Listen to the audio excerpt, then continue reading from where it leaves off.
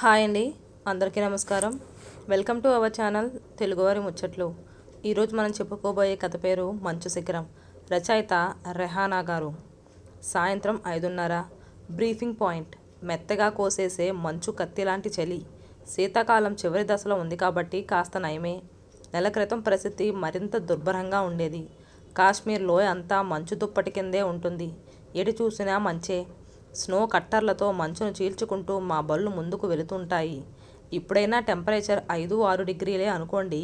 స్వెట్టర్పై shirt, ఆపై bullet proof jacket, hand gloves, తలను కప్పుతూ helmet ఎలాగా ఉంటుంది. కాస్త దూరంగా నిప్పు కుంపటి కూడా ఉంది. మా పహారా టీం హెడ్తో పాటు కంపెనీ కమాండర్, ఇంకా దిగువ ర్యాంక్ అధికారులందరూ ఉన్నారు. అంటే కీలకమైన అసైన్మెంట్ ఏదో ఉందన్నమాట. ఆకు కదిలినా వినిపించేటంత నిశ్శబ్దం. పహారా టీం లీడర్ చెప్పే పొజిషన్ ఆర్డర్స్ పాటించని తరువాత అసలు విషయం చెప్పారు. సోల్జర్స్, పింగ్లాన్ అనే గ్రామంలో ఓ ఇంట్లో 3 ఉగ్రవాదులు ఆశ్రయం పొంది ఉన్నారన్న సమాచారం వచ్చింది. మనకు అందిన రహస్య సమాచారం ఎంతవరకు వాస్తవమో నిర్ధారించుకోవాలి. అది 3 కావచ్చు, 2 కావచ్చు, లేదా 4 కావచ్చు. ఆ ఇంటికి ఎలా వెళ్ళాలి, ఇంటి ప్లాన్ ఎలా ఉంటుంది అనేది ఫైజల్ వివరిస్తాడు. మేమందరం చేతులు వెనక్కి పెట్టుకొని పొజిషన్లో నిలబడి ఉన్నాం. అందరూ చెవులు రిక్కించి వింటున్నారు. స్థూలంగా ఏం చెయ్యాలో మాకు స్పష్టత వచ్చేసింది. ఎలా చెయ్యాలన్న అంశంపైనే దృష్టి. ఎవరెవరు ఎక్కడుండాలి, ఎప్పుడుండాలి, ఎంతసేపు ఉండాలి, ఏం చెయ్యాలి, ఒకరి మధ్య ఒకరికి సమన్వయానికి పాటించాల్సిన సంకేతాలు, ఆపరేషన్ పేరు అన్నీ 5 నిమిషాల్లో మాకు వివరించారు. తరువాత ఫైజల్ ఆ ఊరి మ్యాప్, ఆ ఇంటి ప్లాన్, కిటికీలు, తలుపులు, బాల్కనీ వరకు అన్నీ వివరించాడు. సరిగ్గా అర్ధరాత్రి 1 గంటకు మేం బయలుదేరాలి. ఇటువంటి ఆపరేషన్లు నాకు కొత్త కాదు. అయినా మనసులో ఉత్కంఠంగానే ఉంది. ఎందుకంటే ప్రతి ఆపరేషన్ దేనికదే ప్రత్యేకం.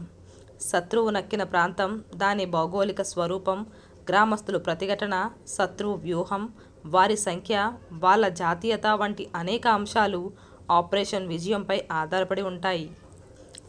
ఆ ఉగ్రవాది పాక్ జాతీయుడో, వారి ప్రోద్బలంతో వచ్చిన మరో దేశస్థుడో అయితే వారు ప్రతిఘటించే తీరు వేరుగా ఉంటుంది. ప్రతిదాడి ఎక్కువగా చేస్తారు. ఒక్క మాటలో చెప్పాలంటే ఆటవికంగా ఉంటారు. వాడి ప్రాణం పోయే పరిస్థితి వస్తే మాలో ఎవరో ఒకరిని చంపకుండా చావటానికి ఇష్టపడరు. స్థానికులంతా కరుడుగట్టుంటారు. సరిహద్దు అవతలకు వెళ్ళి శిక్షణ పొంది ఉన్న వారితో పోల్చితే కాస్త తక్కువ నైపుణ్యంతో ఉంటారు. ఆపరేషన్ జరుగుతున్నంతసేపు గ్రామస్తులు ప్రతిఘటనను ఎదుర్కోవటమే మాకు అసలు సవాలు. స్థానిక యువత మద్దతు ఇవ్వకుండా దూరంగా ఉంటే ఆ ఉగ్రవాదుల్ని కళ్ళకు గంతలు కట్టుకొని కూడా ఏరివేయగల సత్తా మాకుందని గర్వంగా చెప్పగలను. గడియారంలో ముళ్ళు 1 మీదకు వెళ్ళటానికి 5 నిమిషాల ముందే ఆపరేషన్ టీం తీసుకువెళ్లాల్సిన ఆయుధాలతో, మందుగుండుతో సిద్ధమైపోయింది. విజిల్ వినిపించగానే బ్యారెక్లలో నుంచి టకా బూట్లు చప్పుళ్ళు మొదలయ్యాయి. ఆ శబ్దాల్ని సిద్ధంగా ఉన్న బుల్లెట్ ప్రూఫ్ బీపీ వాహనాల్లోకి వెళ్ళి చేరాయి. బీపీ వాహనం 2 భాగాలుగా ఉంటుంది. డ్రైవర్ క్యాబిన్ ఒకటి కాగా మిగిలిన భాగంలో మధ్యలో 2 బెంచీలు ఒకదానికి ఒకటి సిపాయిలు కూర్చోవటానికి ఆనుకొని ఉంటాయి. సాధారణ వాహనాల సిట్టింగ్కు దీనికి తేడా ఉంటుంది. ఒకరికి ఒకరు అభిముఖంగా కాకుండా వ్యతిరేక దిశలో కూర్చునేలా ఉంటాయి. నేను డోర్కు ఆనుకొని కూర్చొని ఉన్నా. సరిగ్గా నా వెనుక వైపు ఫైజల్ ఉన్నాడు. మేమిద్దరం బాడీ పెయిర్. ఇద్దరిద్దరూ ఒక జంట నిశ్శబ్దంగా ముందుకు సాగుతుంది. అందరి లోపల కూడా నిశ్శబ్దమే రాజ్యమేలుతున్నట్లుంది. ఎవరి మధ్య మాటలు లేవు. నాకు తెలుసు అందరూ మనసును లక్ష్యంపై గురిపెట్టి ఉన్నారని. కనీసం ఒక్కడినైనా నా తూటాకు బలి ఇవ్వాల్సిందే అని ప్రతి ఒక్కరూ అనుకుంటున్నారని. అరగంట ప్రయాణం తరువాత బండాగింది. అంటే పింగ్లాన్ గ్రామం సరిహద్దుకు చేరుకున్నామన్నమాట. సంకేతం రాగానే నెమ్మదిగా తలుపు తెరిచాను. చిమ్మ చీకటి, శ్మశాన నిశ్శబ్దం. రాత్రి నుంచే పవర్ కట్ ఆ చుట్టుపక్కల ఊర్లల్లో. మాకు ప్రత్యేకమైన నైట్ విజన్ గాగుల్స్ ఉంటాయి. అవి పెట్టుకుంటే చీకటిని కూడా ఖాతరు చేయాల్సిన అవసరం ఉండదు. అంత స్పష్టంగా కనిపిస్తుంది. ఫైజల్ చెప్పిన వ్యూహానికి అనుగుణంగా మేము బీపీ దిగి టార్గెట్ దిక్కుగా మళ్ళాం. కొద్ది క్షణాల్లోనే ఆ ఇంటిని మా బృందం చుట్టుముట్టేసింది. ఎక్కడి నుంచి శత్రువు బయటకు వచ్చే అవకాశాలున్నాయో, ఎక్కడి నుంచి దాడి చెయ్యొచ్చో అన్ని చోట్ల సిపాయిలు పొజిషన్ తీసుకునేంతలోనే ఆ ఇంటి కిటికీలోంచి ఓ తోట బయటకు దూసుకొచ్చింది. అలికిడిని పసిగట్టి ఉండొచ్చు, లేదా అనుమానంతో ఓ రాయి విసిరే వ్యూహం అయినా కావచ్చు. లోపల ఎంతమంది ఉన్నారో ఖచ్చితంగా తెలియదు ఆ క్షణంలో. ఆ ఇంటి స్వరూపాన్ని అర్థం చేసుకోకముందే ఫైరింగ్ ఓపెన్ చేస్తే ప్రమాదం ఎక్కువగా ఉంటుంది. అందుకే మేము చీకటిలో భాగమైపోయాం. మా ఊపిరి కూడా మాకు వినిపించనంత నిశ్శబ్దంలో దేహమంతా చెవులు చేసుకుని పరిసరాలను స్కాన్ చేసే పని చేస్తూ ఉన్నాం. అరగంట తరువాత మా ఎన్కౌంటర్ హెడ్ సంకేతం ఇవ్వటంతోనే ఫైరింగ్ ఓపెన్ చేశాం. మిషన్ గన్నులు గాండ్రింపులకు గ్రామం ఉలిక్కిపడింది. భయం భయంగా కొందరు తలుపులు, కొందరు కిటికీలు వారగా తీసి తొంగి చూసే ప్రయత్నం చేస్తున్నారు. ఉగ్రవాది ఉన్న ఇంటికి చుట్టుపక్కల వారిని సురక్షిత ప్రాంతానికి పంపివేసే బాధ్యత కొందరికి ఉంటుంది. సాధారణంగా ఆ ఊర్లో ఉండే మసీదుల్లోకే వెళ్ళి తలదాచుకుంటూ ఉంటారు ఆపరేషన్ అయ్యేంత వరకు. కొంతమంది ఉగ్రవాద మద్దతుదారులు మాత్రం మమ్మల్ని నిలువరించేందుకు రాళ్ళు రువ్వటం మొదలు పెడతారు. మా కదలికలు బయట నుంచి కనిపిస్తాయి. అందుకే మాకు ప్రమాదం అన్ని వైపుల నుంచి పొంచి ఉంటుంది. ఉగ్రవాదులేమో ఇంటి లోపల ఉంటారు కనుక సేఫ్ గేమ్ ఆడుతూ ఉంటారు. మేం వచ్చి అప్పుడే 4-5 గంటలు దాటిపోయింది. చీకటి తెరలు చీల్చుకుంటూ వెలుతురు బయటకు చిమ్ముకు వస్తుంది. మీ ఆపరేషన్తో నాకేం పనంటూ సూర్యుడు ఆకాశంలోకి పొడుచుకు రావటానికి బయలుదేరాడు. వెలుతురు రేఖలు అప్పుడప్పుడే విచ్చుకుంటున్న సమయంలో ఓ సంఘటన జరిగింది. వరుసగా 10 నిమిషాల పాటు భీకరంగా కాల్పులు జరిగాయి. అటు నుంచి తగ్గలేదు. మేం ఊరుకోలేదు. హఠాత్తుగా అప్పుడే ఫైజల్ ఒక గ్రనేడ్ విసిరాడు. ఆ ఇంటి బాల్కనీలకు వచ్చిన నీడను చూసి సెకన్ల వ్యవధిలో గ్రనేడ్తో దాడి చేశాడు. అది గురి తప్పలేదు. లక్ష్యాన్ని గురిపెట్టడంలో ఫైజల్ దిట్ట. నేను షేక్ హ్యాండ్ ఇచ్చాను అభినందనపూర్వకంగా. ఆ తరువాత చాలాసేపటి వరకు ఇరువైపులా ఉండి కాల్పులు, గ్రనేడ్ దాడులు జరుగుతూనే ఉన్నాయి. కనీసం మరో 2 ఉన్నట్లు మా అనుమానం. ఇంట్లోకి జొరబడే అవకాశం మాకు చిక్కడం లేదు.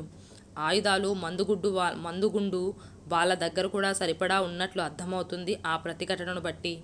మధ్యాహ్నానికి మరొక అతనిని మేము మట్టు పెట్టగలిగితే వాళ్ళు మా టీంలో 2 గాయపరచగలిగారు. అప్పటికే 12 గంటలు దాటింది మేము ఆపరేషన్లోకి దిగి. కొద్దిసేపు అటునుంచి ఎటువంటి స్పందన లేదు.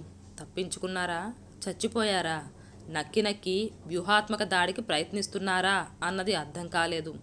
ఫైజల్ని అడిగాను. ఏదైనా కావచ్చు అన్నాడు. ఇటువంటి సందర్భాల్లో ఆ ఇంటికి నిప్పు పెడతాం. ఆ ఇల్లే కాకుండా పక్కనున్న ఇల్లు కూడా ఒక్కోసారి అంటుకుంటాయి. పాక్షికంగా అయినా దెబ్బతింటాయి. కలుగులోని ఎలుకలను బయటకు రప్పించాలంటే పొగ పెట్టాలన్న సూత్రం అన్నమాట. ఫైజల్ వాకీ టాకీలో మా లీడర్కి ఇదే విషయం చెప్పాడు. సాధారణ పౌరుడి ఇల్లు తగలబెట్టాం అన్న విమర్శిస్తారు కానీ మా దగ్గర మరో ప్రత్యామ్నాయం ఉండదు. ఉగ్రవాదికి ఆశ్రయం ఇచ్చినప్పుడు మూల్యం చెల్లించక తప్పదు కదా. ఇంటి ఏ భాగానికి నిప్పు పెట్టాలి, ఎటువైపు మేము కాపు కాసుకొని దాడికి పాల్పడాలి అనేది నిర్ణయించారు. ఒకరికొకరం సంకేతాల ద్వారానే విషయం చేరవేసుకున్నాం. మరో గంట నిరీక్షించిన తరువాత వ్యూహం అమల్లో పెట్టాం. పెట్రోల్ బాంబులు ఆ ఇంటిపై పడ్డాయి. క్షణాల్లో నిప్పు రాజుకుంది. నింగిలోకి అగ్నికిలలు ఎగిసి పడుతున్నాయి. ఇంటిని ఆనుకుని ఉన్న యాపిల్ చెట్టు, మాపాల్ చెట్లు తగలబడుతున్నాయి. దట్టమైన పొగ కమ్ముకుంటుంది. మాడుతున్న వాసన గాలిలో కలిసి ఉక్కిరి బిక్కిరి చేస్తుంది. స్థానికులు ఆహాకారాలు, రాళ్ళు విసురుతున్న చప్పుళ్ళు, సిపాయిలకు దేశానికి వ్యతిరేకంగా చేస్తున్న నినాదాలు మిన్నంటుతున్నాయి. అరగంట పాటు ఆగకుండా గందరగోళం కొనసాగింది.